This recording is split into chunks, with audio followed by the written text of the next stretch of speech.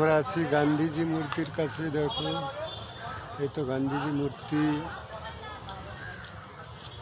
দেখে নাও সবাই। পার্কে আছি, এই তো পার্কে ছেলেপিলি সব ঘুরতে এসেছি। ঠিক আছে, এই তো সোহেল ভাইটা আমার ঘুরে বেড়াচ্ছে। দেখো,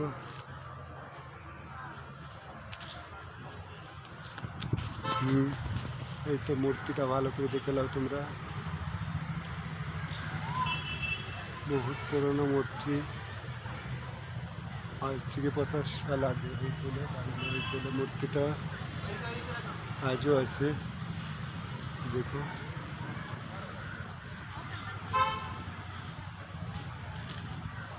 এখানে